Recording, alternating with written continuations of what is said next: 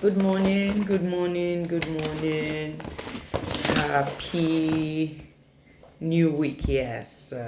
Welcome to the second episode of Healing Streams with V. I'm sure you're able to learn one or two things during our last story shared. I want to believe some people have crossed their T's and they've dotted their I's, and so some have taken some decisions, and some are still pondering on such decisions. But in all, I pray the good Lord leads and directs your steps in Jesus' name. So today, it's another beautiful episode of Healing Streams with V. Things are happening in this world, though. This next story I'm about to share to us all is a true life story. Like I say, if you have any story, reach out to me in my DM. I'll keep you anonymous if you don't want to be known. And so, someone reached out to me in my DM. I actually wrote it down because I don't have two phones. So there's no how I'll be reading it from the other phone. That was why it took me a long time. See, it's quite lengthy, but I just have to do it because I know this story is going to open a lot of people's eyes. It's going to settle a lot of scores, and it's going to bring healing to as many as out there looking and waiting for the healing of God. And so, let's get right to business. Happy listening. So this lady reached out to me via my DM and she shared her story with me. It was quite a pathetic one. And I will encourage anyone that has a story to tell, reach out to me. It might not be your story. It might be someone else's story. But sharing it could help lives. It could transform lives and also heal lives. So please, don't feel discouraged. In fact, while sharing your issues, you might get answers to those problems that have been bothering you, giving you sleepless nights. So this lady reached out to me and narrated a whole lot of things to me. And at the end of this, she asked a question, which I would like us to give our opinion or answers to. So please, sit back with your popcorn and a bottle of chilled Coke or any drink of your choice and listen. Thank you. Good day, Healing Streams with V. I would like to share an important experience that changed my perspective about life. I would like to remain anonymous. She said she would like to remain anonymous. I was 18 years in my SS3 when I met a young Hausa guy called Mohammed. I met Mohammed through my late sister who introduced me to him. Mohammed was the most handsome young guy I ever met. I fell in love with him the instant I saw him. How did we meet? My elder sister was Mohammed's friend. So Mohammed told her about a young girl he always saw carrying a school bag every evening whenever she was coming back from school. My sister replied him, "That would be my sister." And he said he didn't think so. Then my sister replied that if she wasn't her sister, then her sister was more beautiful. Mohammed told her she would like to see her sister. So she brought Mohammed to me. The first night I set my eyes on Mohammed, I fell in love with him. He was handsome and also from a very rich family. Mohammed spoiled me with gifts and money.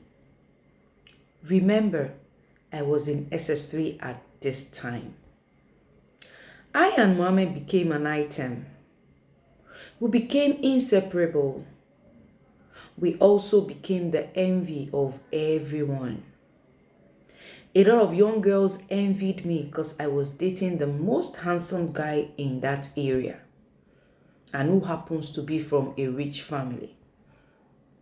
When I say Muhammad was handsome, I meant it because he was a Fulani but dark in complexion.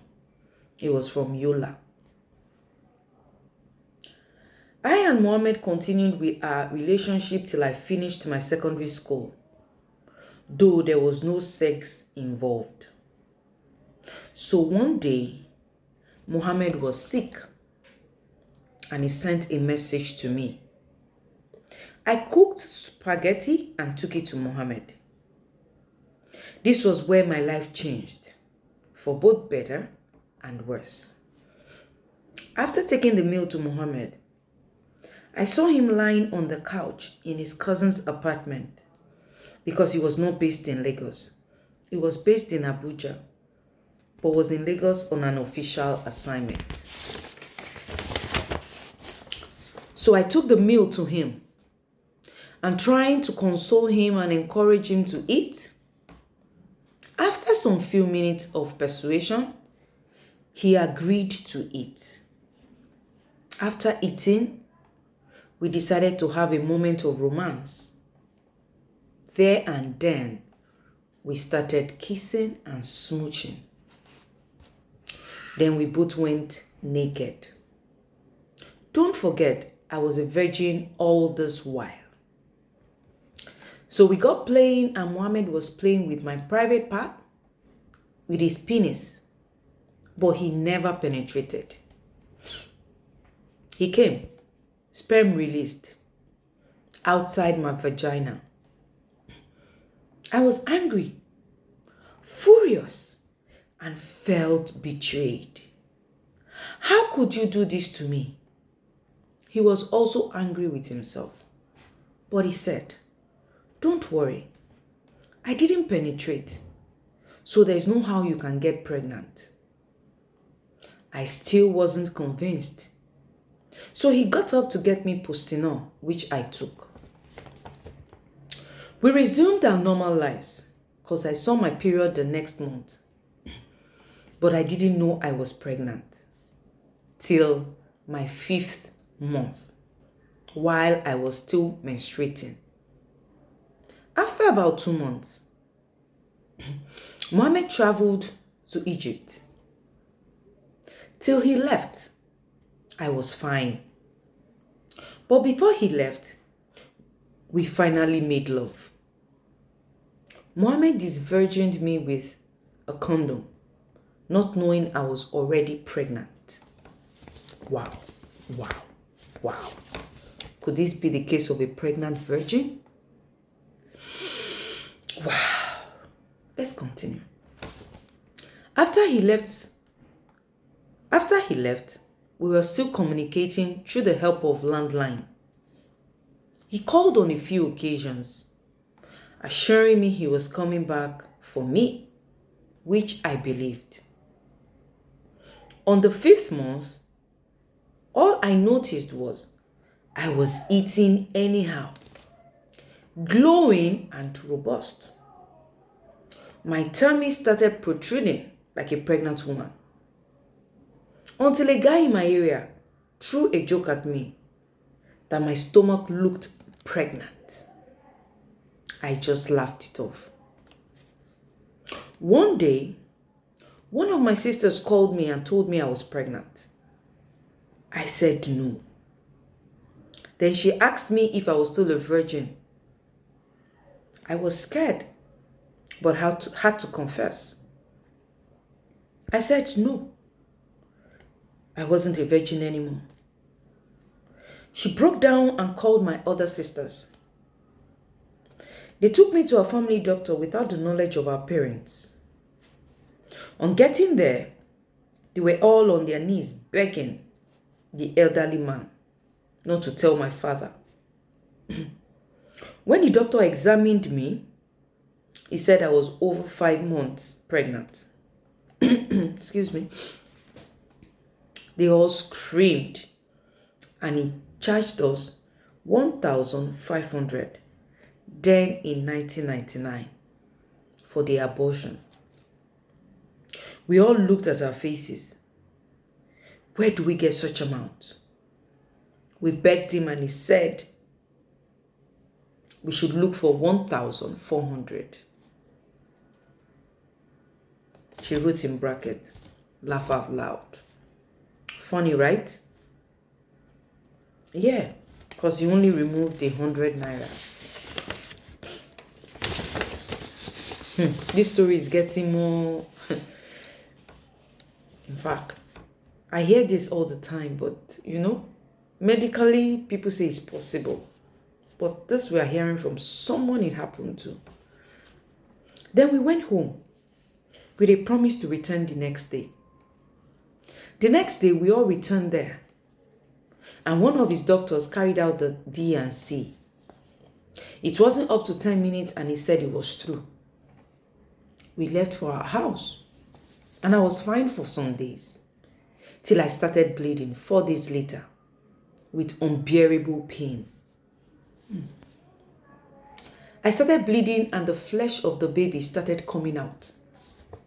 That was when my mom knew what we had done. Gosh.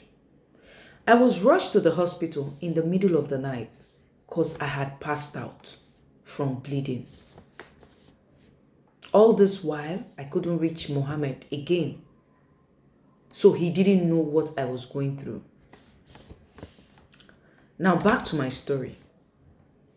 After I was rushed to the hospital, I had to go through another round of D&C to evacuate the dead baby. After the surgery, when I woke up, I found myself in another pool of blood. That same evening, I was discharged. Then I bled for another 17 days. Wow. All this period was a trying time for everyone in my family. Only my father didn't know what happened. We told him I was having menstrual pain. Fathers are always in the dark. I was broken after recovery because Mohammed wasn't there at my difficult time to console me. Then I got scared of guys.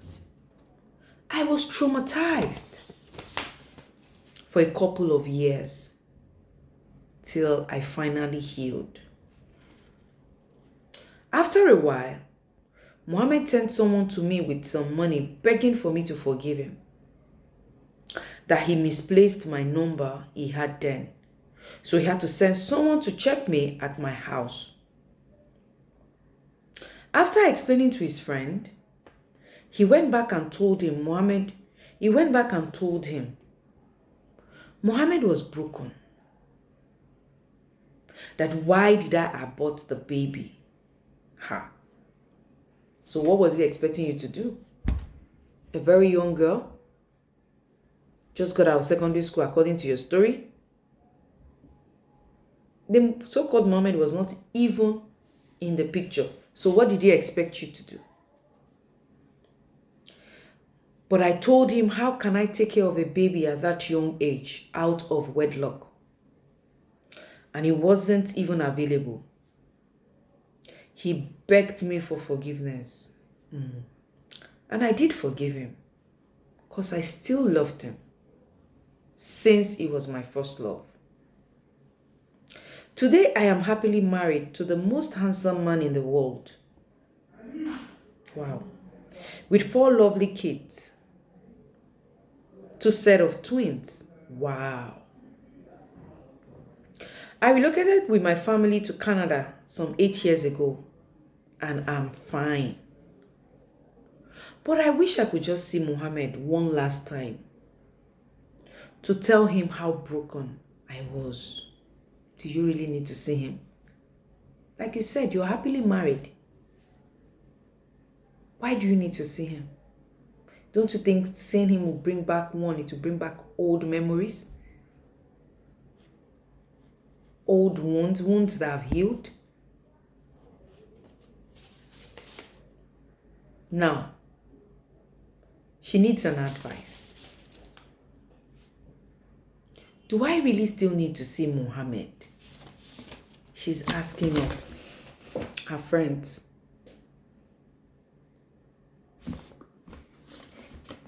Does she still really need to see Mohammed? Well, from my own point of view, I don't think you need any Mohammed in your life right now because the Lord has already settled your case. You're happily married with 4 lovely children. You're doing well. Like it's written here. You relocated to Canada some 8 years ago, right? You don't need to see Mohammed. You explained to Mohammed, right? I don't know the means which you used in explaining to him, but he already knew what you passed through. And don't forget, they said, first love never leaves one. So if you see Mohammed again, it might be the love of Okafor. Once Debe, always Debe. My dear sister, in as much as I feel your pain, I could imagine how trying that period was, how traumatizing it was for a young girl. But thank God for the kind of family you had that stood and supported you. That's what families are meant to do. Families are meant to build and not to destroy. I'm sure maybe if it was in some families that they would have even casted the whole thing to their mom and everything. But your sisters did great. Those are the kind of sisters everyone should pray to have. Of course, I'm sure they didn't pat you at the back after the whole abortion and everything got settled. Like you said they were disappointed at you, but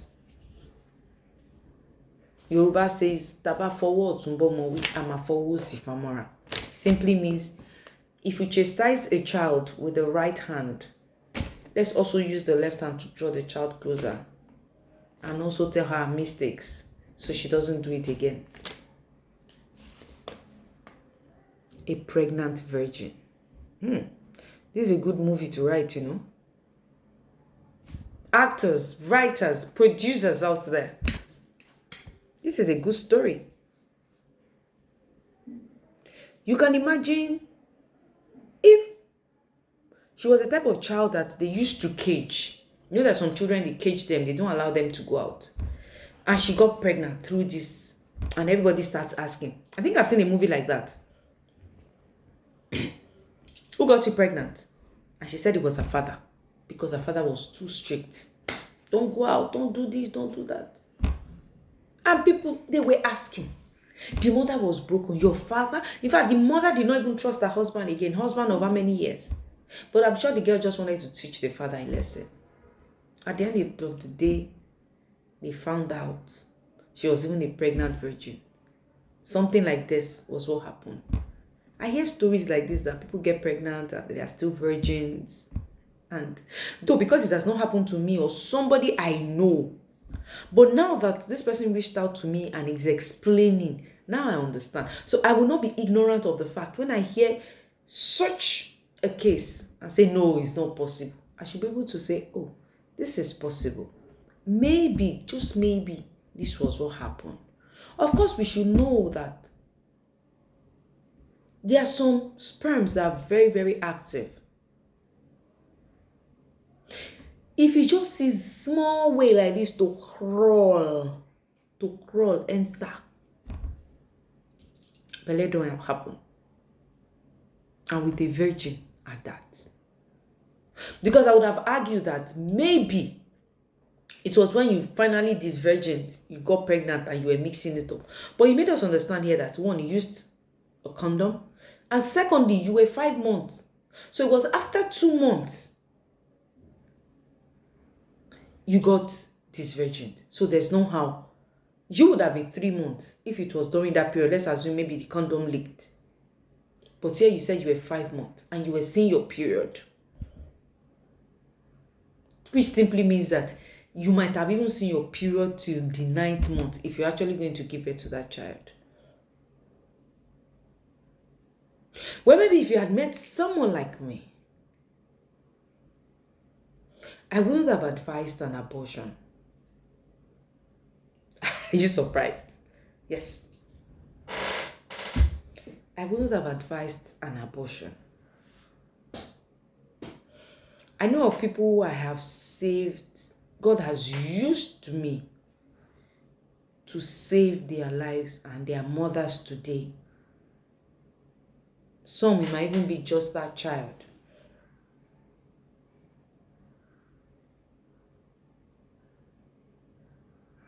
Some.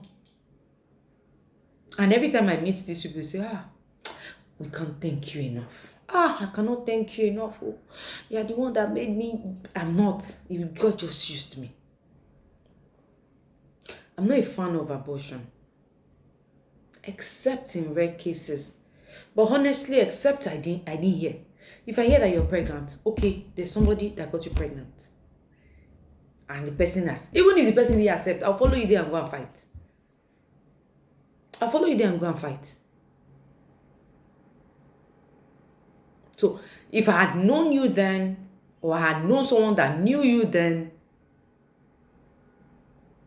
a child of 1999 would have been a grown-up child now.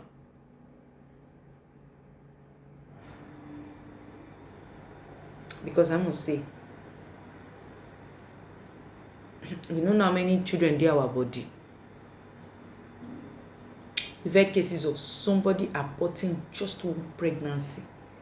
The only child that person was supposed to give birth to until date. The person never gave birth to any child again. And we've also had cases of something like this. The girl was forsaken. She was driven. Her mother chased her. Her mother was not staying with her father. Her mother chased her. Her father married other wives. The steps were not even making it easy on her. This girl was sleeping around. But she made up her mind she was not going to abort that child. She would be in like maybe 18, 19 then. This girl suffered. She said she slept on the road. You see, stories or examples I give here, they are not hearsays. They are things I witness. That's why I said real life talk with V. Real issues, not them say. These are things I see, I know. When you ask questions, I will tell you. Not somebody told me. Like this case now, I was told, I'm not there. But when I make references to stories, there are things I know. This girl slept to the extent she slept in Babalawo's house when she didn't have anywhere to. But she was determined. She gave birth to the child. A boy. I guess they didn't know the father of the child or something. She started sleeping, carrying the child, sleeping from one place to the other. Finally, she came back to her mother's house. Our house was not far from her mother's house, so that was how we got to know the story, and like we grew up together.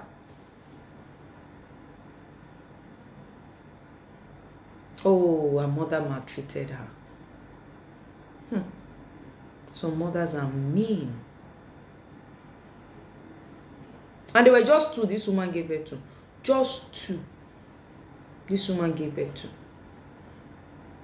The mother maltreated her. This baby, she will not have anything to give this baby.